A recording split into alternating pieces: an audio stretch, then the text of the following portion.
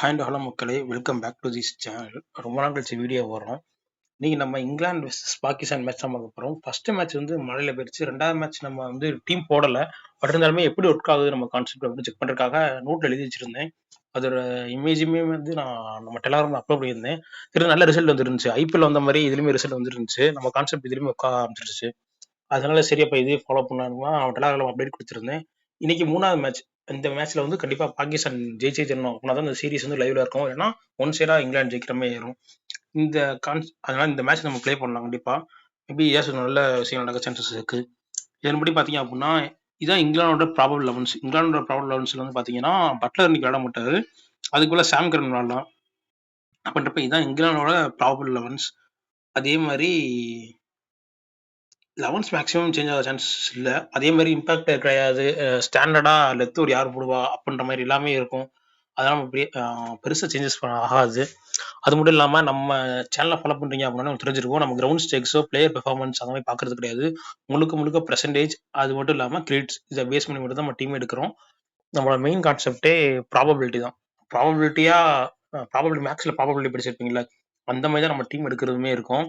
இதுக்கும் கிரிக்கெட்டுக்கும் என்ன சம்மந்தம் கேட்டிங்கன்னா அந்த மாதிரி யோசிக்காதீங்க. ப்ராபபிலிட்டியா நம்ம ட்ரீம்ல ஒரு ரூல்ஸை கிராக் பண்ற மூலியமா நம்ம ஜெயிக்கிறோம் அப்படின்ற ஒரு கான்செப்ட் தான் நம்ம ப்ளே பண்ணிட்டே இருக்கோம்.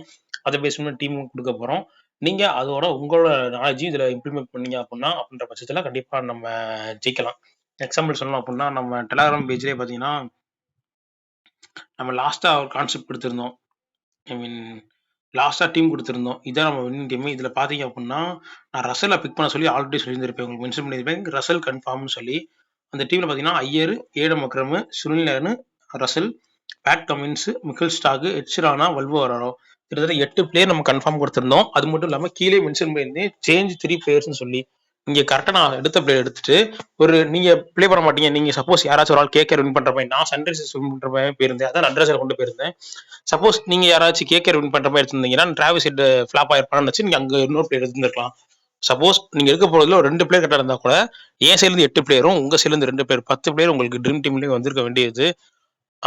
நீங்க அதான் நான் சொல்றேன், என் கான்செப்டை ப்ராபபிலிட்டி கான்செப்டை யூஸ் பண்ணிக்கோங்க. அதுல அடிஷனலா உங்களோட கான்செப்டையும் நீங்க இம்ப்ளிமெண்ட் பண்ணும்போது நான் விடுற அந்த எக்ஸ்ட்ரா ஐடென்டிட்டி உங்களுக்கு கிடைச்சிடும். மேபி நீங்களா ஜெயிக்கலாம். அவ்வளவுதான். அதுவும் ப்ராபபிலிட்டி முக்கியமானது. ப்ராபபிலிட்டியில முக்கியமான விஷயம் என்னன்னு பாத்தீங்கன்னா நம்ம ஒரு கான்செப்டை யூஸ் பண்றோம் அப்படின்னா அந்த கான்செப்ட்ல தான் கடைசி வரைக்கும் போகணும். எனக்கே பாத்தீங்கன்னா இதுக்கு முன்னாடி ஐபிஎல் 2 மேட்ச்ல வந்து பாத்தீங்கன்னா அந்த 2 கான்செப்ட் தொடர்ந்து ஃபெயிலியர் இருந்துச்சு. ஃபெயிலியர்னா ஒரு ஏஎல்டிடி அந்த மாதிரி வந்திருக்கும்.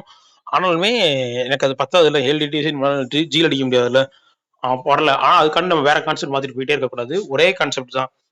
புரியுற மாதிரி சொல்லணும் அப்படின்னா வாலிபால் கோர்ட்ல வாலிபால் தூக்கி போட்டுக்கிட்டே இருக்கும். ஒவ்வொரு இடமா 2 தூக்கி போட்டுக்கிட்டே இருக்கும். கடைசியா ஒரு ஆங்கிள் இந்த இடத்துல இருந்து வந்தா கோயின்ஸா வந்துகிட்டே இருக்கு அதிகமா அப்படின்னா அந்த இடத்துல இருந்து போட்டுக்கிட்டே இருக்கணும். ஒரு நாள் வாலிபால் கரெக்டா அந்த கோர்ட்ல விழுகும். அதே கான்செப்ட் மாதிரி தான் நம்ம இங்கேயும் ப்ளே பண்றது. இந்த பேஸ் பண்ணி தான் இந்த கான்செப்ட்மே இருக்க போகுது. சப்போஸ் யாராச்சும் இன்னைக்கு England versus Pakistan match play பண்ணணும்னு வச்சீங்கன்னா நம்ம குரூப் விசம்ல ப்ளே பண்ண போறோம். அதுக்கான டீடைல்ஸ் எல்லாத்தையுமே நம்ம டெலாகிராம் பேஜ்ல கொடுத்துருக்கேன். நம்ம டெலாகிராம் பேஜ் ட்ரீம் அடில்ஸ் டிஸ்கிரிப்ஷன்லயுமே லிங்க் இருக்கும். நீங்க யூஸ் பண்ணி டெலாகிராம் ஜாயின் பண்ணிக்கலாம். டீடைல்ஸ் வேணுன்றவங்க இன்னைக்கு சாயங்காலம் 5 மணிக்குள்ள ஜாயின் பண்ணிக்கோங்க. ஓகே, அது பாகிஸ்தானோட ப்ராப்ளம்ஸ் பாத்தீங்க அப்படின்னா உங்களுக்கு தெரிஞ்சிருக்கும் ஆல்ரெடி.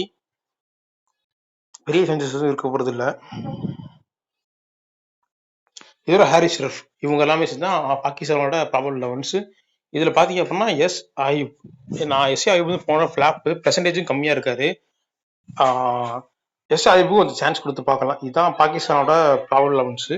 இதுல பாத்தீங்க அப்படின்னா ஹைபிக் கேப்டன் விசி யாராருன்னு பார்க்கணும். அதுல யாராச்சும் ஒரு ஆள் தான் வருவாங்க. நேற்று பாபர் அசாம் வந்து ஹைபிக் கேப்டன் விசி ரெண்டுமே அவர் தான் இருந்தாரு.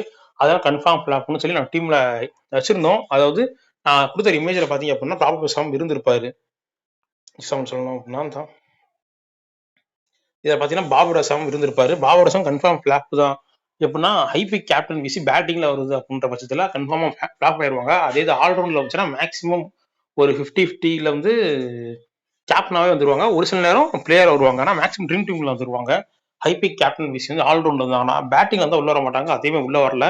இருந்தாலும் நம்ம கான்செப்ட் பேஸா எடுத்துட்டு போயிருந்தோம். அவர் எடுத்துட்டு போனால பெரிய பாதிப்பு கிடையாது. ஏன்னா அவருக்கும் 11th பிளேயருக்கும் பார்த்தீங்கன்னா 3 பாயிண்ட் தான் வித்தியாசம். அதனால நமக்கு பெரிய அடி எதுவும் கிடையாது.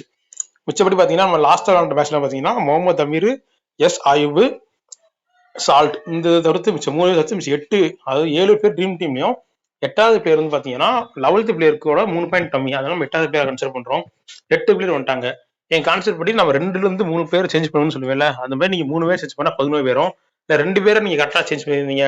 முகமது அமீர், எஸ் ஐப், நீங்க இங்கிலாந்து ஜெயிக்கிற மாதிரி டீம் எடுத்திருந்தீங்கன்னா கண்டிப்பா எஸ் ஐப்ல ஓப்பனிங் இறங்குறாரு, கண்டிப்பா ஃபிளாப் ஆற மாதிரி நீங்க எடுத்திருப்பீங்க. அப்படின்னா அந்த இடத்துல இன்னொரு பிளேயர் நீங்க எடுத்திருக்கீங்க அப்படின்ற பட்சத்துல உங்களுக்கு 9 அடி இல்ல 10 அடி சாலிடா கிடைச்சிருக்கும். ஓகே, அதன்படி இந்த மேட்ச்ல பாத்தீங்க அப்படின்னா நம்ம கான்செப்ட் பிளேயர்ஸ் அப்படின்றது கிரெடிட்டை பேஸ் பண்ணி தான், கிரெடிட்டையும் பெர்சன்டேஜையும் பேஸ் பண்ணி கொடுத்துட்டு இருக்கோம். இப்போ 80ல யாரா இருக்கா அப்படின்றத பாருங்க.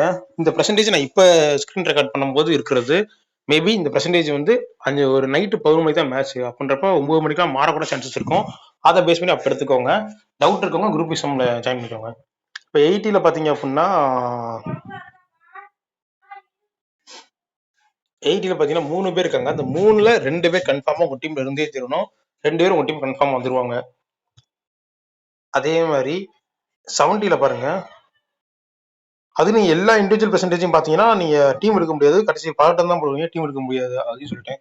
அதே மாதிரி இந்த 3 பேர்ல 2 பேர் கண்டிப்பா உங்க டீம்ல இருந்தே தரணும். 3 பேர் எடுத்துட்டு போயிடக்கூடாது. அதே மாதிரி 80ல இந்த 3 பேர் இருந்தா பாத்தீங்கன்னா அந்த 3 பேர் 2 பேர் எடுத்துட்டு போகணும். அப்ப அந்த 2 மொத்தம் 4 பிளேயர் ஆயிட்டாங்க. மொத்தம் 4 பிளேயர் ஆயிட்டாங்களா? அதன் போக 50ல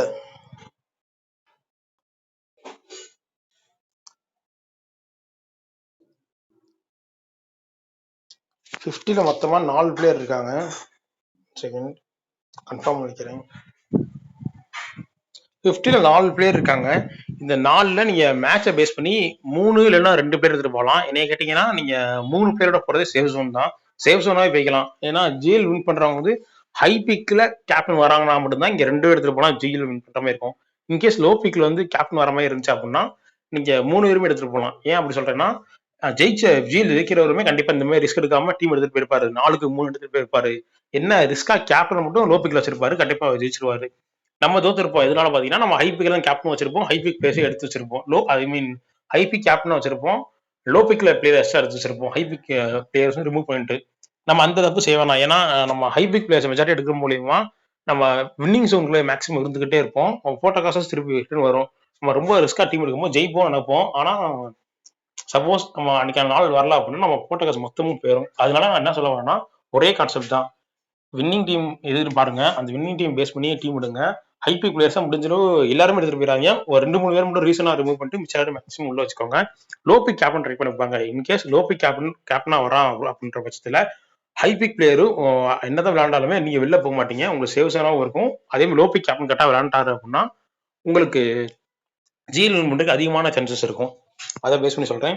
மொத்தமா பாத்தீங்க அப்படின்னா ஃபர்ஸ்ட் இதுல 70ல 2 பேர், 8ல 2 பேர், இப்ப இதுல ஒரு 3 பேர், 3, 5, 7 பேர் நான் சொல்லியிருக்கேன். இந்த 7 பிளேயர்ல வந்து பாத்தீங்க அப்படின்னா நீங்க ரிமூவ் பண்ண போறது ஒவ்வொரு பிளேயர் மட்டும் தான் ரிமூவ் பண்ண போறீங்க. மிச்சம் எல்லா பிளேயருமே எடுத்துட்டு போயிருவீங்க மேக்ஸிமம். நம்ம எதை பிக் பண்ணணும்னு யோசிக்காதீங்க. எதை ரிமூவ் பண்ணணும் பாருங்க. ஃபர்ஸ்ட் 3 பேர் யார் வரமாட்டா, அடுத்து 2வது 3 பேர் யார் வரமாட்டா, இந்த 4 பேர்ல யார் இந்த ஒரு ஆள் வரமாட்டா அப்படின்றத யோசிச்சு அந்த ஃபர்ஸ்ட்ல 2, செகண்ட்ல 2, இதுல ஒரு 3, 5, 7 பேர் கன்ஃபார்ம் பண்ணிட்டாங்க. மிச்சம் 4 பேர் இருக்காங்க. அந்த 4 பேர் தான் நம்ம பிக் பண்ணும்போது ரொம்ப முக்கியமானது. லோ பிக்ல வருவாங்க.